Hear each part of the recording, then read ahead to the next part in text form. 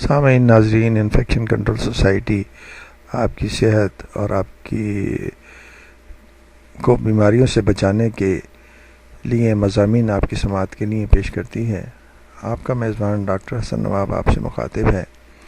Year pollution, فضائی آلودگی کے بارے میں معلومات آپ تک پہنچائی جا رہی ہیں۔ جیسا کہ ہم نے آپ کو بتایا ہے کہ فضائی آلودگی جب پیدا ہوتی ہے تو sulphur, nitrogen oxide, black carbon جیسے مضر اثرات بڑھتے جاتے ہیں۔ بدقسمتی سے ہمارے ملک میں غربت، ناخواندگی، سماجی شعور میں کمی جیسے عوامل کی وجہ سے ایک عام آدمی اپنے مسائل کی شناخت اور ان کا حل تلاش کرنے کی صلاحیت سے محروم ہے۔ اب اگر اسے فضائی آلودگی سے ہونے والے نقصانات یا اس کے سدبال کے طریقوں سے آگاہ کیا جائے تو ان پر عمل پیرا ہونے کی تاکید کی جائے تو وہ اپنی کم فہمی کی باعث ان باتوں کو سمجھ ہی نہیں پائے گا۔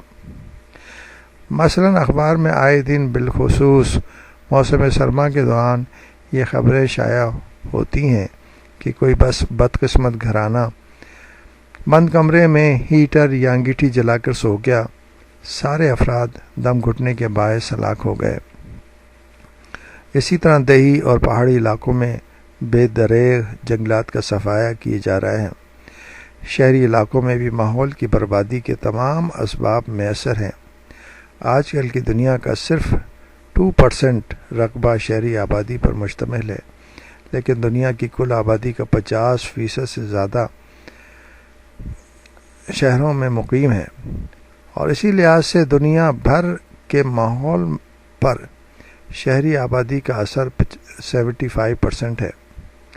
ماہرین کے مطابق شہروں میں رہنے والوں پر یہ ذمہ داری عائد ہوتی ہے کہ وہ خوراک، پانی اور توانائی کے ذرائع کو بڑی احتیاط سے استعمال کریں۔ ماحولیات کے ماہرین کہتے ہیں کہ ماحول کی بہتری کے لیے جنگ شہروں میں لڑی جائے گی، کیونکہ شہری آبادی میں غیر معمولی اضافہ اور ماحول دشمن طرز زندگی کے باعث قدرتی زندگی کی رعنائیاں خطرے میں پڑ گئی ہیں۔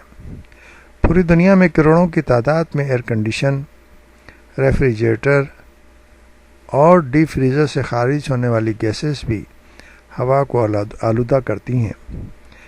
اس کے علاوہ پرفیومز، اسپرے گیس بھی آلودگی کے سبب بنتی ہیں۔ ایک حالیہ تحقیق سے ظاہر ہوا ہے کہ کپڑے دھونے کی مشین بھی آلودگی پیدا کر رہی ہے۔ ہوا کی آلودگی کے اسباب میں تمباکو نوشی کو بھی نظر انداز نہیں کیا جا سکتا۔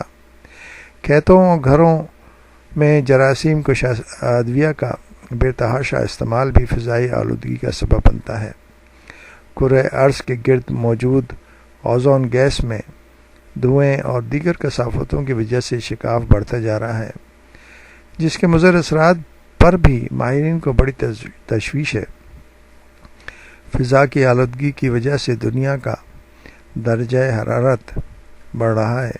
پہاڑوں پر برف پگھلنے سے سمندر کی سطح بلند ہو رہی ہے۔ اکثر ملکوں میں ہر سال تباہ کن سیلاب آ رہے ہیں۔ گرمی کی شدت میں اضافے کی وجہ سے علاقوں میں موسم شدید تر ہونے لگا ہے۔ جہاں کبھی گرمی نہیں پڑتی تھی وہاں پر بھی گرمی بہت زیادہ پڑتی ہے۔ اسی طرح گزشتہ سال کراچی میں شدید گرمی سے تقریباً 1,500 افراد کی ہلاکت اس کی واضح مثال ہے۔ اس طرح کے مسائل ہر جگہ پر موجود ہیں۔